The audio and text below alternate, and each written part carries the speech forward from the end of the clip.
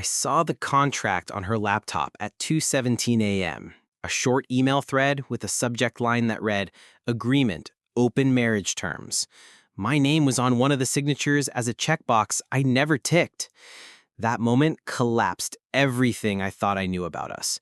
She had literally opened our marriage for her affair. Betrayal isn't always a stolen kiss in the dark. Sometimes it's paperwork and consent that was never truly given.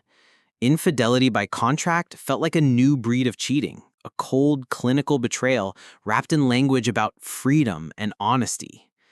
We'd been married for 6 years. People said we were solid. We had routines, friends, a mortgage.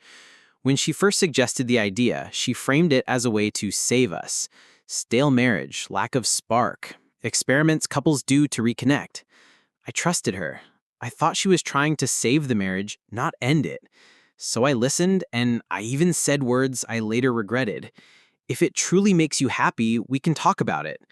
What I didn't know was that her talk would be a roadmap for secrecy. She used phrases like consensual non-monogamy and boundaries, but the boundaries were written in disappearing ink. The affair started small, emotional at first. Late-night messages, private jokes, a name that became a secret password. She called it exploring. I called it denial. Then she moved faster than I could process. Weekend troops that were work, hotel receipts, photos deleted before I could see them.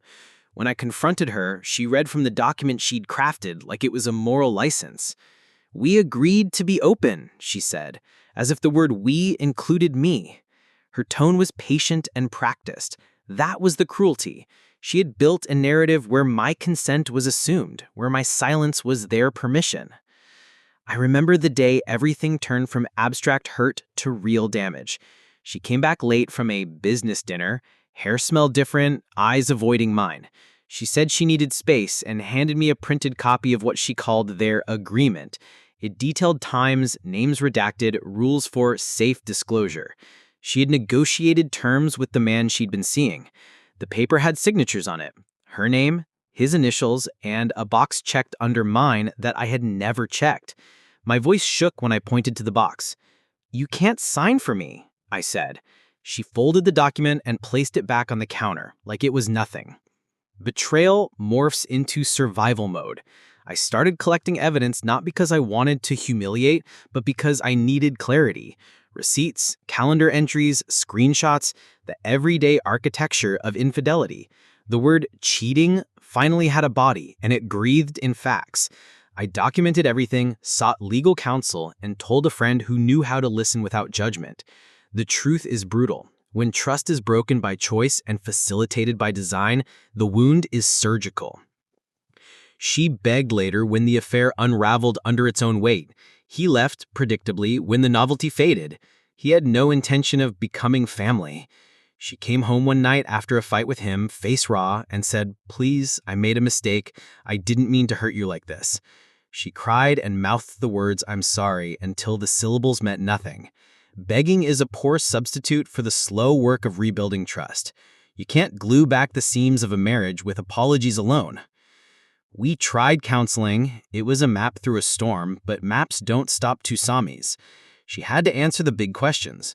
Why did she choose to open our marriage privately? Why did she assume my consent? And why did the affair matter more than our vows? Therapy revealed patterns, emotional neglect disguised as busy schedules, validation sought outside instead of inside. Those are explanations, not excuses.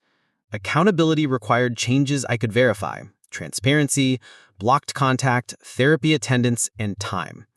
Some people will say I should have left immediately. Others will argue for forgiveness. Both are valid. For me, the path forward demanded honesty from both sides and a slow, daily rebuilding of actionable trust. If she truly wanted our marriage, it had to be shown in deeds, consistent, boring, faithful deeds. So I ask you, what would you do if your partner opened the marriage for an affair without your real consent? Would you fight to rebuild, or would you walk away? Tell me in the comments below.